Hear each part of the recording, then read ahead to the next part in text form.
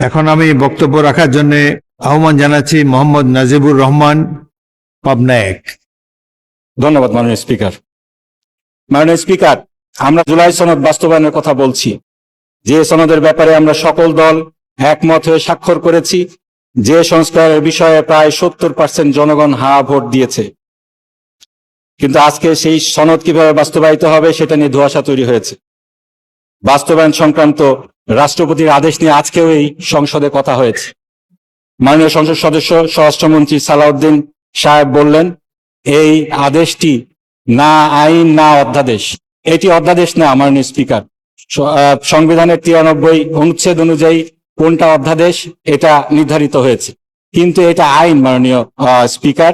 এবং আইনের যে সংজ্ঞাটা, এটা আমাদেরকে সংবিধান থেকেই নিতে হবে, বাইরের থেকে না নিলে চলবে না। এই আইন কি এই ব্যাপারে সংবিধানে সুস্পষ্টভাবে 152 নম্বর অনুচ্ছেদে বলা হয়েছে, সেটা আমি একটু পড়ছি। আইন অর্থ কোনো আইন, অধ্যাদেশ, আদেশ। সুতরাং সকল আদেশ, সেই আদেশগুলা যেগুলো রাষ্ট্রপতি দিয়ে থাকেন সেগুলা আইন এই সংবিধান অনুযায়ী। আমাদের এই বাংলাদেশে এই আদেশ কিন্তু প্রথম আদেশ নয় মাননীয় স্পিকার, এই আদেশ কিন্তু আগেও হয়েছে। আমাদের দেশে 1972 সালে, 71 এবং 72 সালে 155টির বেশি আদেশ হয়েছিল, যেগুলো এখনো আইন হিসাবে বলবৎ রয়েছে। আমরা যে এখানে নির্বাচিত হয়েছি মাননীয় স্পিকার, সেই নির্বাচনটা হয়েছে আরপিওর আন্ডারে। সেই আরপিওটা কি? Representation of people's order 1972। এটি একটি রাষ্ট্রপতির আদেশ। সুতরাং এটা বলার কোনো সুযোগ নেই যে রাষ্ট্রপতির আদেশ এটা আইন নয়। আমরা এই সংবিধান সংরক্ষণের জন্য, সমুন্নত রাখার জন্য শপথ নিয়েছি। এই সংবিধান অনুযায়ী যেটা আইন সেটা আমাদেরকে মানতে হবে। এই রাষ্ট্রপতির আদেশ একটি আইন, এটা আমাদেরকে মানতে হবে। এই আইনের ব্যত্যয় যারা ঘটিয়েছেন তারা আইন ভঙ্গ করেছেন। আজকে আইন অনুযায়ী 30 দিনের মধ্যে এই সংস্কার পরিষদ ডাকার কথা ছিল। এই আদেশের 10।